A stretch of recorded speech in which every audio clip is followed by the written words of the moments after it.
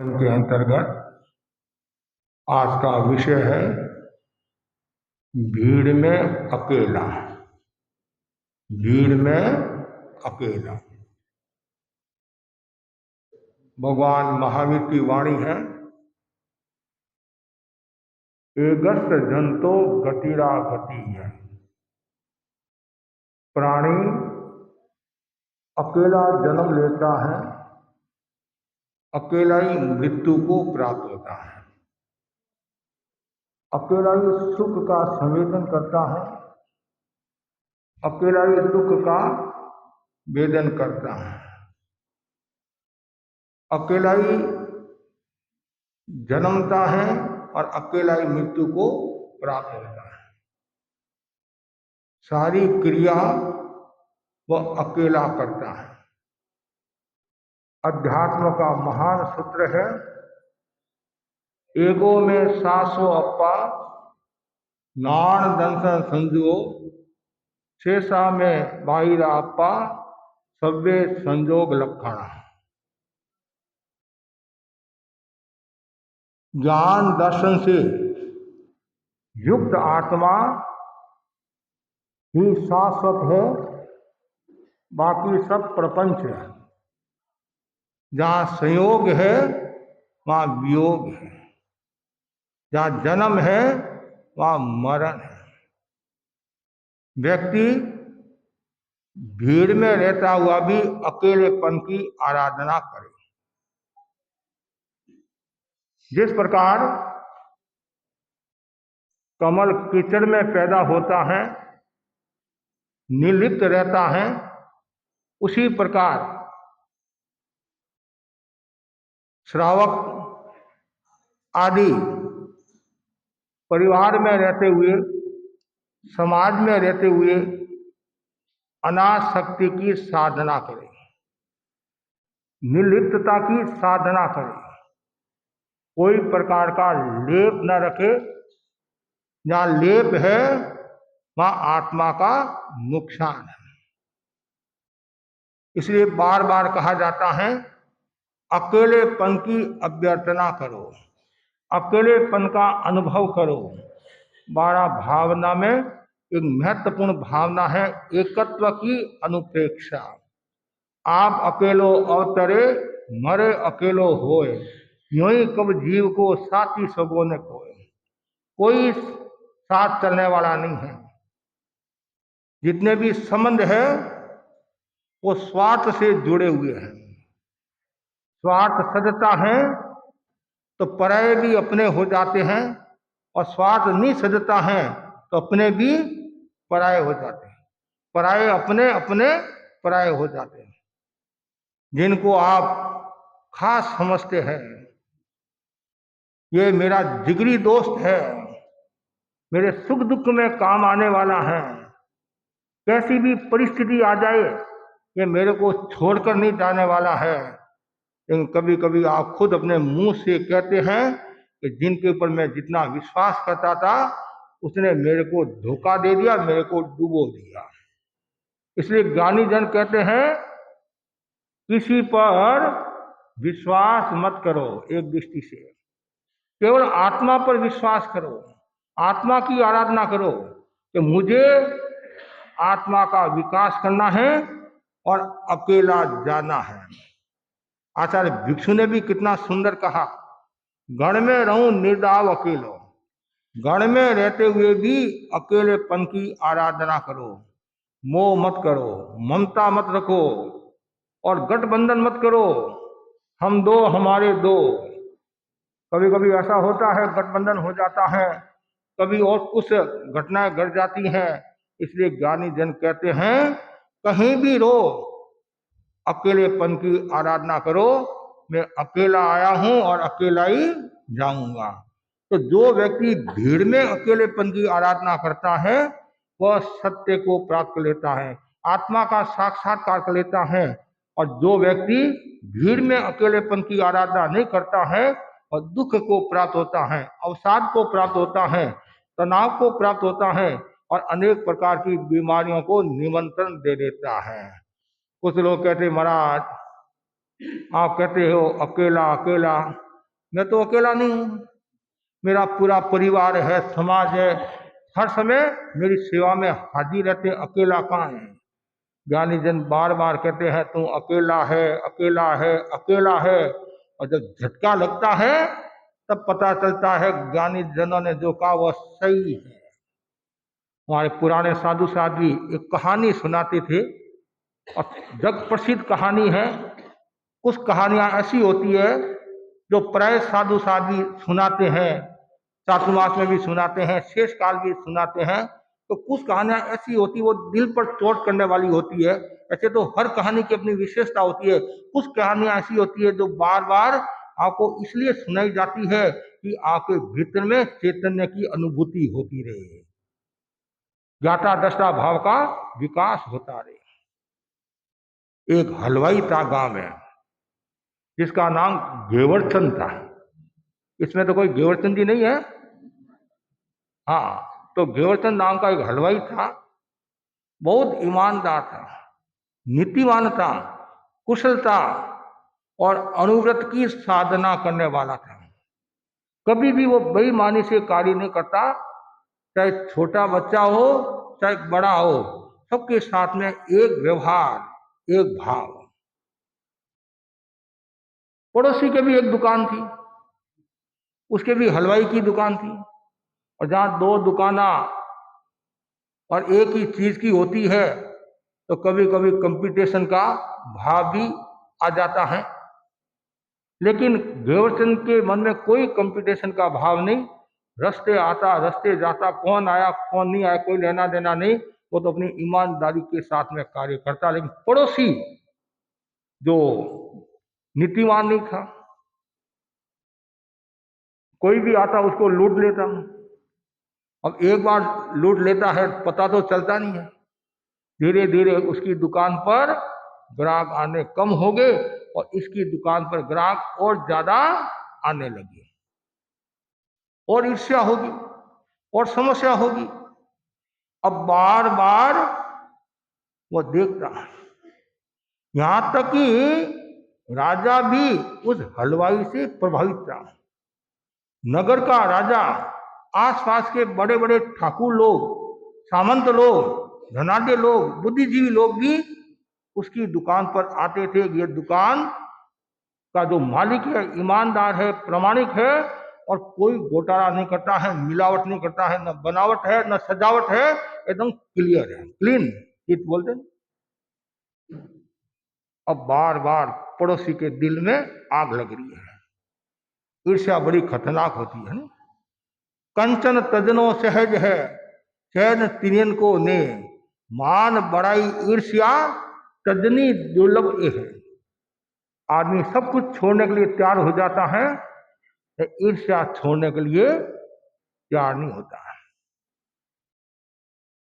व्यक्ति जा रहा था, किसी ने पूछा कहां जा रहा है? मैं माल बेचने के लिए। क्या माल? ईर्ष्या को बेचने के लिए जा रहा हूं। बेचकर आ गया, माल बिक गया। हाँ, खूब अच्छा माल बिका। किसने खरीदा? औरतों ने खरीदा, औरतों ने। और कुछ जो सामंत लोग हैं, अपने आप को धर्म के ठेकेदार मानते हैं, उन लोगों ने मेरा माल खरीद लिया है। और ऐसा कहा भी जाता है, बहनें नाराज न हो, बहनों में ईर्ष्या की मनोवृत्ति ज्यादा होती है एक अपेक्षा से। इसका मतलब ये नहीं पुरुष में नहीं होती है, लेकिन एक अपेक्षा से ऐसा कहा जाता है। एक मानवीय कमजोरी समझ लीजिए, किसी में कोई अवगुण होता है, किसी में कोई अवगुण होता है, किसी में कोई गुण होता है, किसी में कोई गुण होता है, तो उस व्यक्ति के भीतर में भी ईर्ष्या प्रतिशोध का भाव, और ये ईर्ष्या प्रतिशोध का भाव वैर बढ़ाता है, जन्म मरण की परंपरा बढ़ाता है, और शरीर में नाना प्रकार के रोग, ये जो अल्सर होता नहीं, अल्सर का एक बड़ा कारण ईर्ष्या है। कि नेगेटिव भाव आता है, नेगेटिव भाव आने से क्या होता है, पेट पर असर होता है, और पेट की सबसे खतरनाक बीमारियों में एक बीमारी है अल्सर की बीमारी। वो फिर नफरत घृणा का भाव होता है, धीरे धीरे धीरे वो रोग हो जाता है अल्सर का।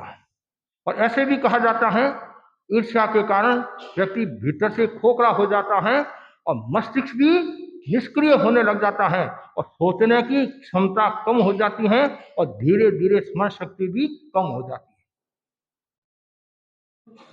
हमारे आगमों में बताया गया है, ग्रंथों में बताया गया है और आप लोगों ने सुना भी होगा, भरत, बाहुबली, ब्राह्मी और सुंदरी, ये 4 जीव पूर्व भाव में साधु थे।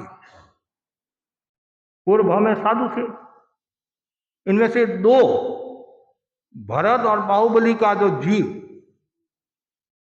ये 500 साधुओं को आहार कराते थे।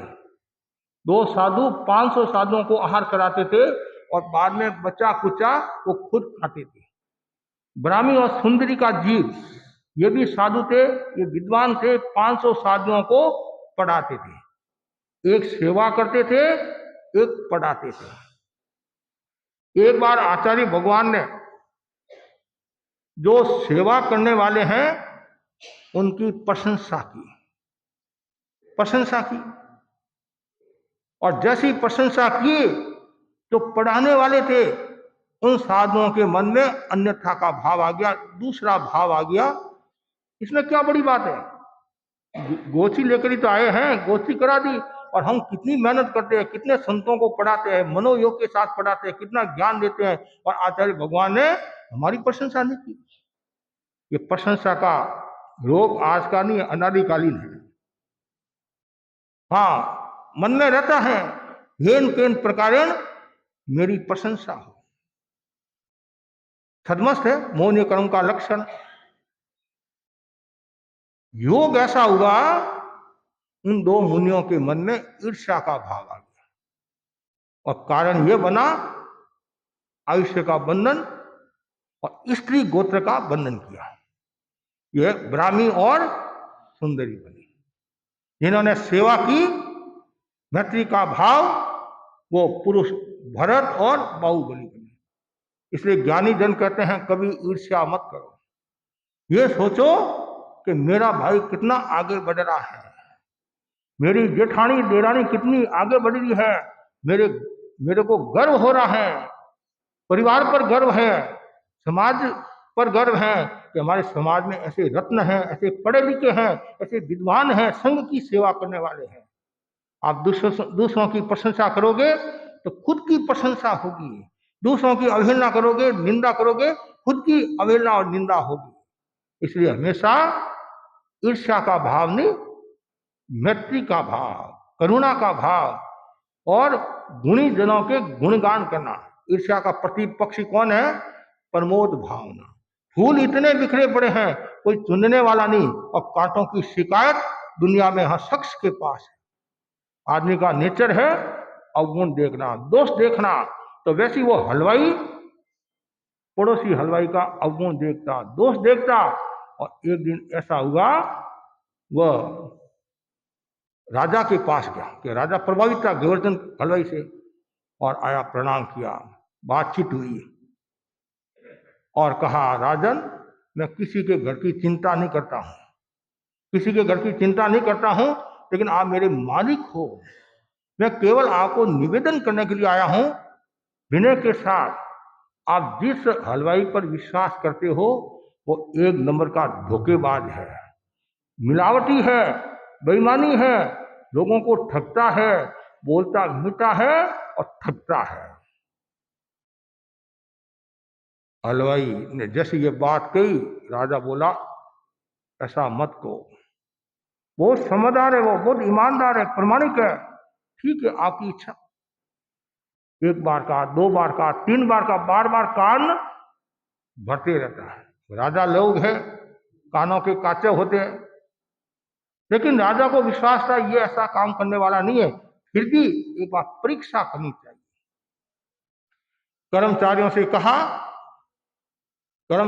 कहा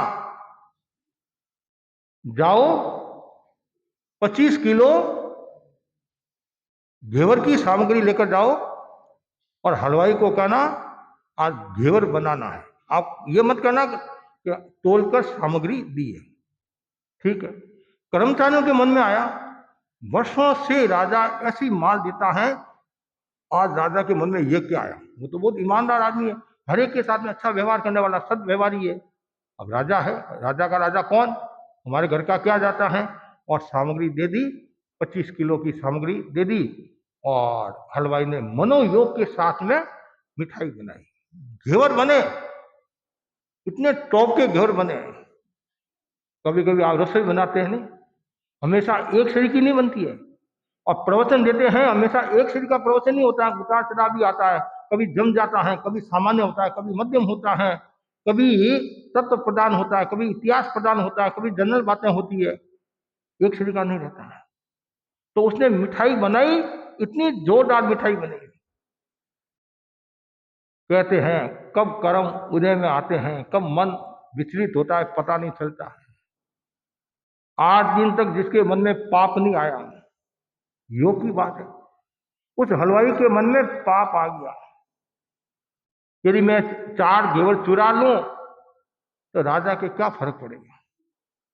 राजा के क्या फर्क पड़ेगा? उसको यह पता नहीं कि तुम्हारे बाप को पता है आज। और उसने 4 घेवर चुरा लिए और बाकी के घेवर पहुंचा दिए। पड़ोसी तो सजग था, और इस मामले में पड़ोसी सजग होते हैं। धर्म ध्यान में सजग है या नहीं, तो इस मामले में तो सजग होते हैं, ऐसा भी एक अपेक्षा से कहा जा सकता है। और तत्काल राजा के पास गया। राजन, आप जिस पर विश्वास करते हो, सामग्री तोलकर देख लो, आज उस हलवाई ने 4 घेवर चुराए हैं, और तोला तो 4 घेवर कम थे। राजा को विश्वास हो गया, ये हमेशा ऐसी बेईमानी करता होगा, धोखाधड़ी करता होगा, और जिस पर मैं इतना विश्वास करता था, अब मेरा विश्वास उठ गया है। विश्वास जमाने में वर्षों के वर्ष लग जाते हैं, और गंवाने में 1 मिनट भी नहीं लगता है। और उसमें आचार्यों का विश्वास पाना तो बहुत कठिन काम है।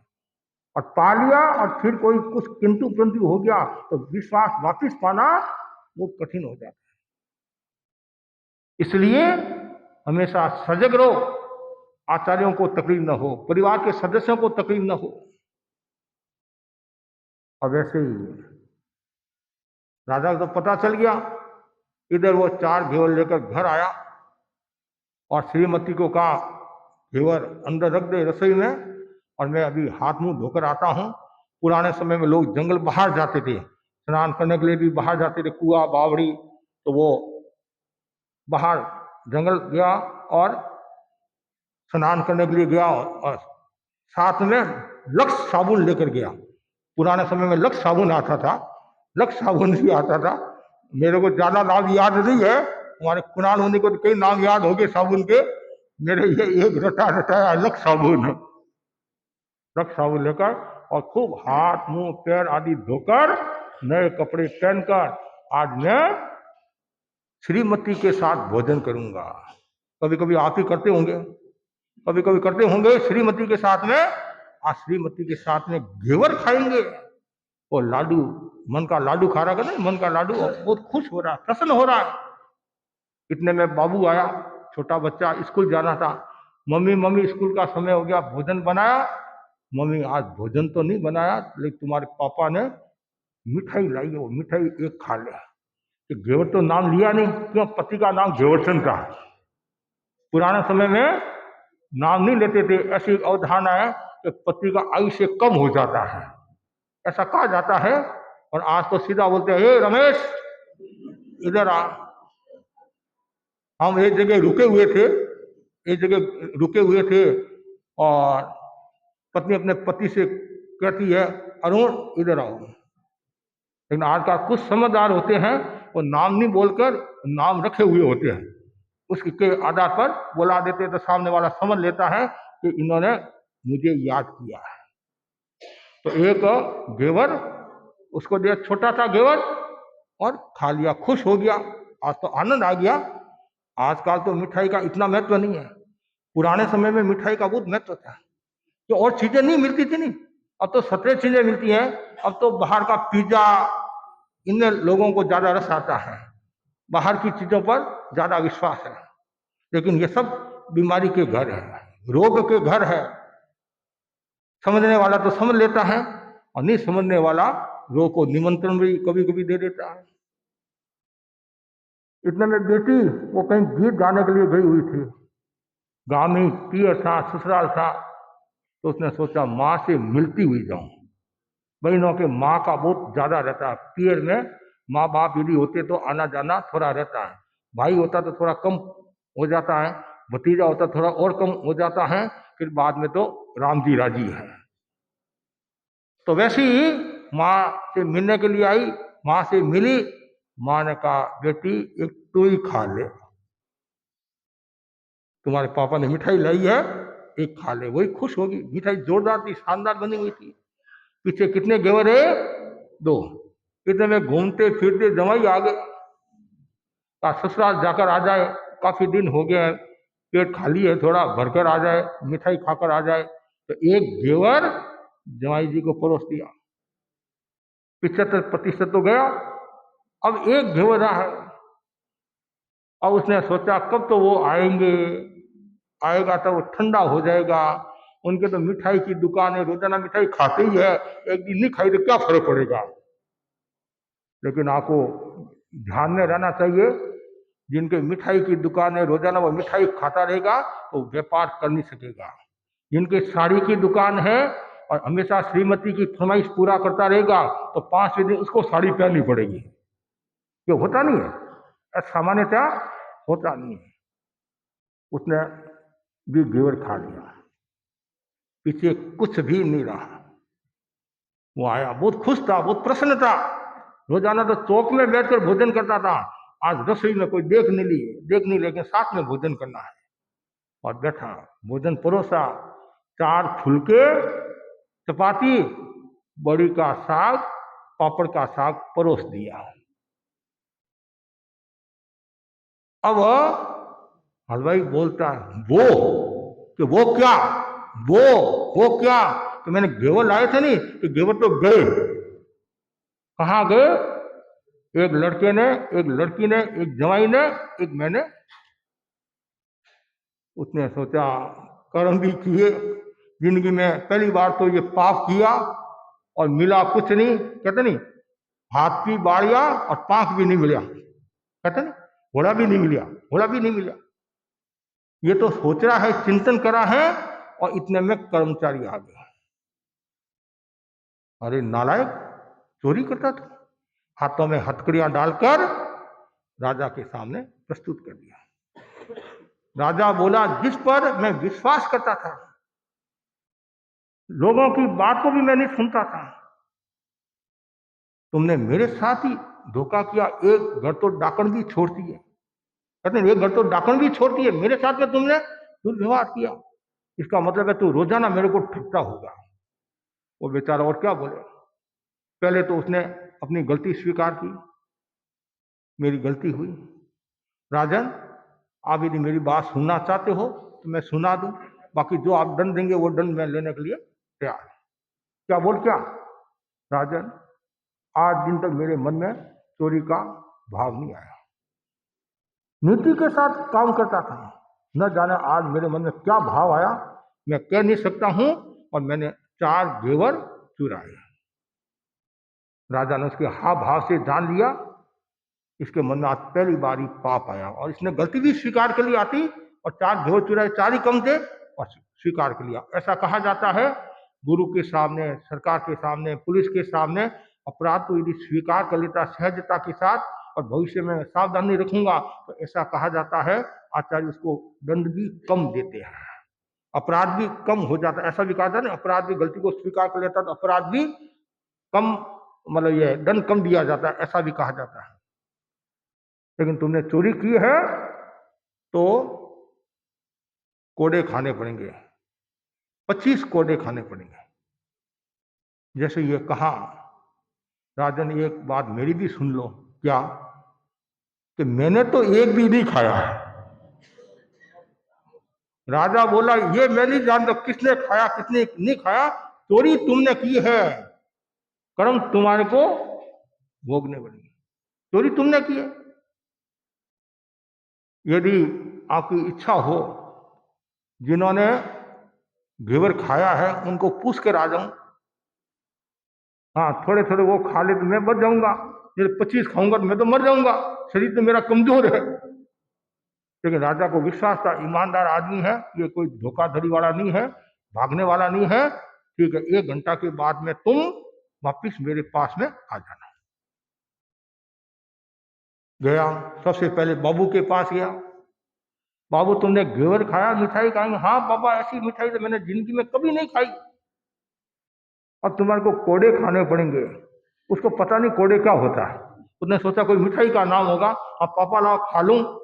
कि इधर नहीं खाने की, इधर खाने की होती है मिठाई, तो इधर खाने की होती है। कि नहीं नहीं, ये चोरी का माल था और सजा के रूप में हमें 25 कोड़े मिले हैं, तो 6 कोड़े तुम्हारे को खाना पड़ेगा। जैसे ये का छोटा बच्चा था, कहां से भाव आए उसके मन में, पापा हम तो सुख में साथी है, दुख में साथी नहीं है। हम तो माल में साथी हैं, मार में साथी नहीं है। आपने कर्म किया, आप भोगो। यदि यह सिद्धांत सब लोगों के समझ में आ जाए तो अनर्थ से बच जाओगे, आप पाप से भी काफी बच जाओगे।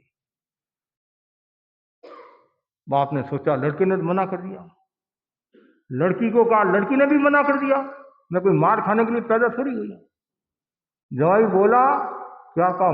मार, आज से तुम्हारे घर पर आने का ही त्याग है। मैं कोई जवाई बना, कोई मार खाने के लिए जवाई थोड़ी बनाऊं, मैं तो मार खाने के लिए जवाई बनाऊं। और उसने सोचा, तीनों ने मना कर दिया। सुख दुख में लास्ट में श्रीमती काम आती है, और 50-50 हो जाए तो कम से कम मरूंगा तो नहीं। आया घर पर और कहा, ऐसी स्थिति है और 13-12 तू खा ले, 13 मैं खा लूंगा, कम से कम मरूंगा तो नहीं। और बोली, क्या? किसके कोड़े? ये चोरी का माल था। चोरी का माल? आप अपने आप को तो राजा हरिश्चंद्र मानते हो, मैं सत्यवादी हूं, प्रमाणिक हूं, और आप ऐसा घोटाला करते हो। और तुम्हारे घर पर आकर न तो कभी ताता खाया, न राता ओढ़िया, और आज मैंने एक घेवर खा लिया और कोड़े, न आज खाने वाली हूं न कल खाने वाली हूं। तुम जानो, तुम्हारे कर्म जाने।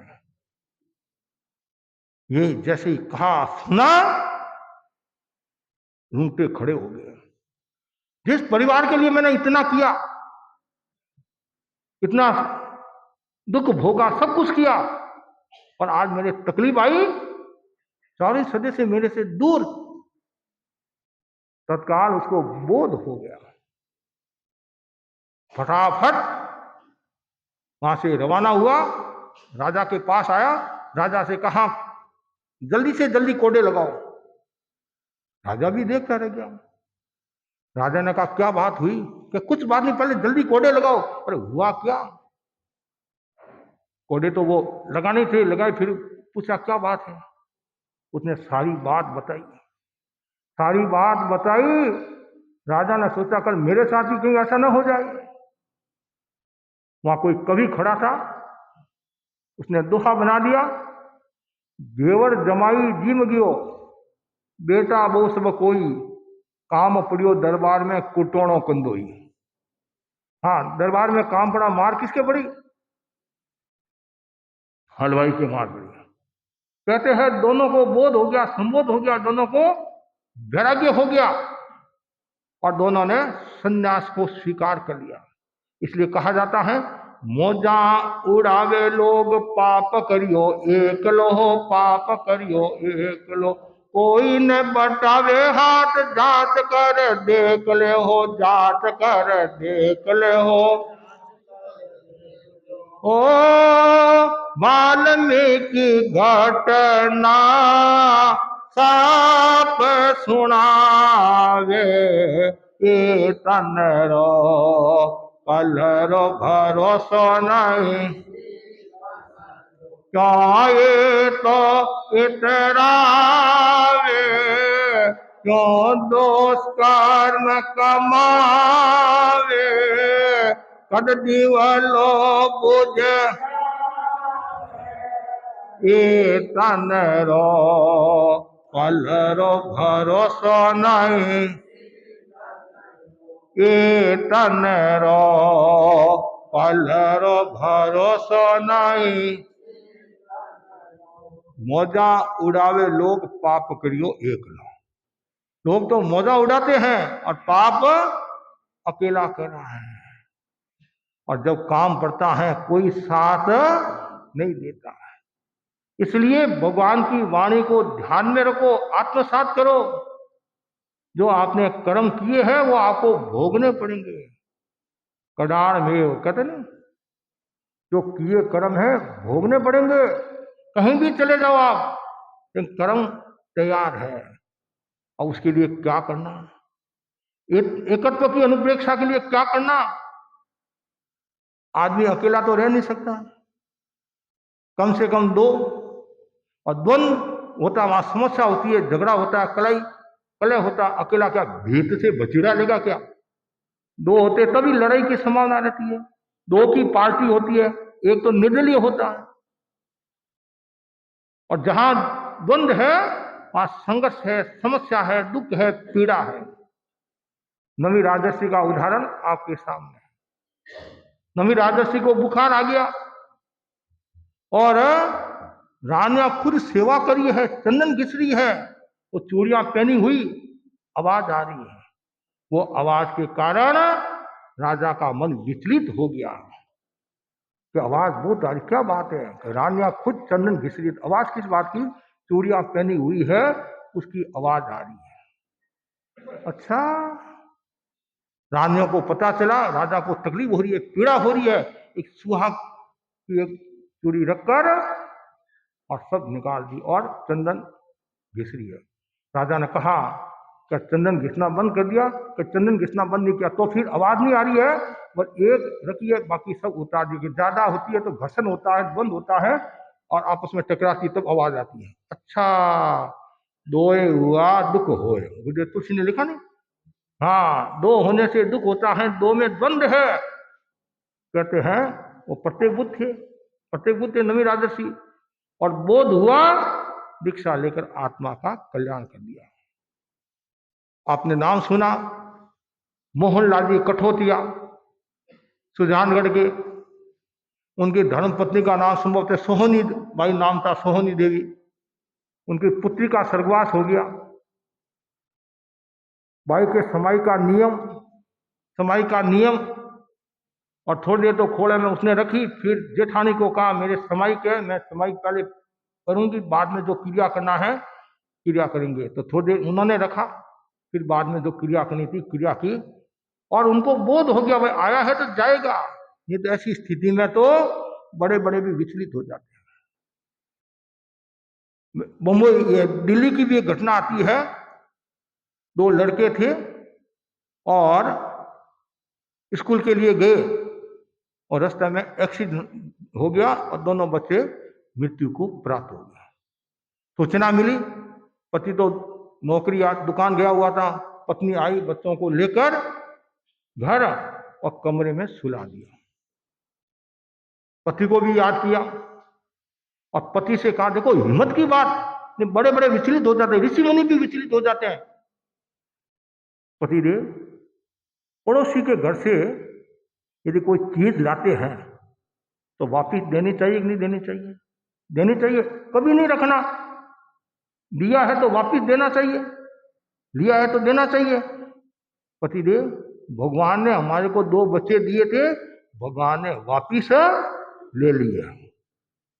जैसे ही कहा देखा, और पहले भोजन कर लो और बाद में जो क्रिया करना है क्रिया करेंगे। इतनी हिम्मत, उनको बोध हो गया, संबोध हो गया, जो आया वो जाएगा। ये भाव सब में आ जाए तो बेड़ा पार हो जाएगा। एकत्व की अनुप्रेक्षा करते जाओ। उसके लिए आचार्य महाप्रज्ञ जी ने प्रेक्षा ध्यान दिया। प्रेक्षा ध्यान में अनुप्रेक्षा, एकत्व की अनुप्रेक्षा करते जाओ। मैं अकेला आया हूं, अकेला जाऊंगा, अकेला आया हूं, अकेला जाऊंगा। मेरे मन में कोई दुर्भावना नहीं आए, द्वेष का भाव नहीं आए, प्रतिशोध का भाव नहीं आए, और मैं हमेशा सुख दुख में संभाव की चेतना का विकास करूं। यदि ये भाव आ गया तो बेड़ा पार हो जाएगा। इसलिए भीड़ में अकेलेपन की आराधना करो। हम संत हैं, हमारे मन में भी वही भावना रहती है, हम साथ में रहते हैं, प्रेम से रहते हैं, सौहार्द से रहते हैं, फिर भी अकेलेपन की आराधना ज्यादा हेत काम का नहीं। कहते नहीं आचार्य भिक्षु ने क्या कहा था? ऐसे सब हेत से रहो, प्रेम से रहो, लेकिन गठबंधन मत करो, हम दो हमारे दो वो मत करो। ये करोगे तो आत्मा का नुकसान हो जाएगा, कभी कभी परिवार समाज का भी नुकसान हो जाता है। इसलिए हमेशा एकत्व की अनुप्रेक्षा करो।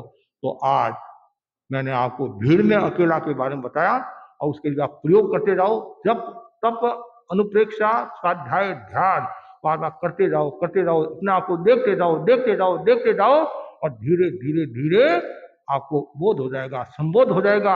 और 12 भावना में ये महत्वपूर्ण जो भावना है, एकत्व की भावना, इसकी आप आराधना करते रहे। इसी आशा के साथ ओम आराधना।